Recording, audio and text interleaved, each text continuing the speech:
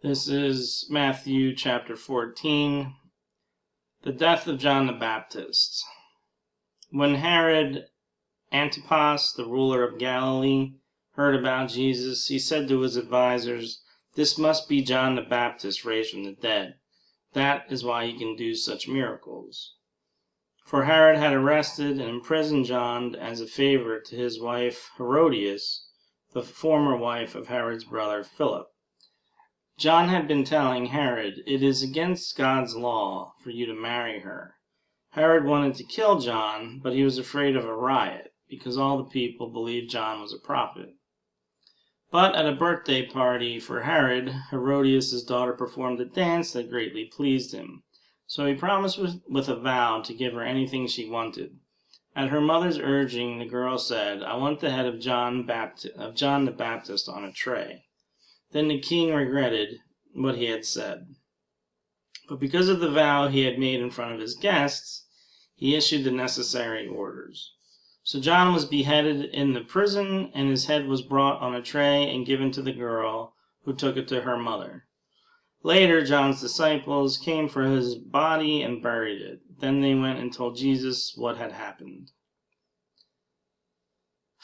The Romans are just disgusting people. Jesus feeds 5,000. As soon as Jesus heard the news, he left in a boat to a remote area to be alone. But the crowds heard where he was headed and followed on foot from many towns.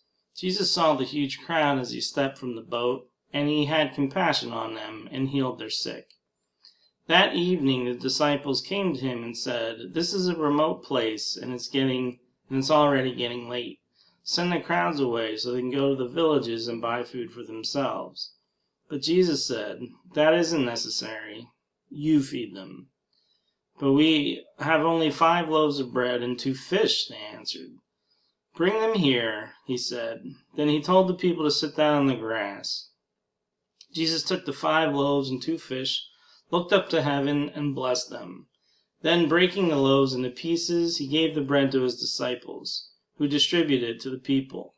They all ate as much as they wanted, and afterward the disciples picked up 12 baskets of leftovers. About 5,000 men were fed that day, in addition to all the women and children. Jesus walks on water.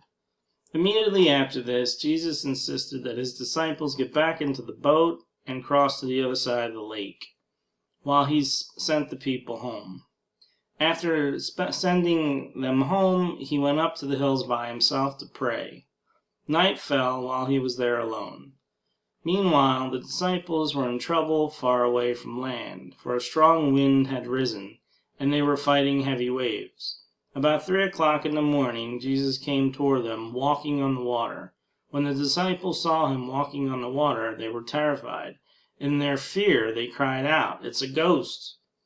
But Jesus spoke to them at once. "Don't be afraid," he said. "Take courage, I am here." Then Peter called to him, "Lord, if it's really you, tell me to come to you, walking on the water." "Yes, come," Jesus said. So Peter went over the side of the boat and walked on the water towards Jesus. But when he saw the strong wind and waves, he was terrified and began to sink. "Save me, Lord," he shouted. Jesus immediately reached out and grabbed him. "You have so little faith," Jesus said. "Why did you doubt me?" When they climbed back into the boat, the wind stopped. Then the disciples worshipped him. "You really are the Son of God," they exclaimed. After they had crossed the lake, they landed at Gennesaret. When the people recognized Jesus, the news of his arrival spread quickly throughout the whole area, and soon people were bringing all their sick to be healed. They begged him to let the sick touch at least the fringe of his robe, and all who touched him were healed.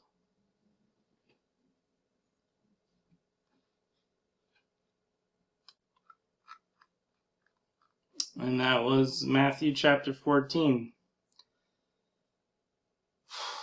Thanks for watching.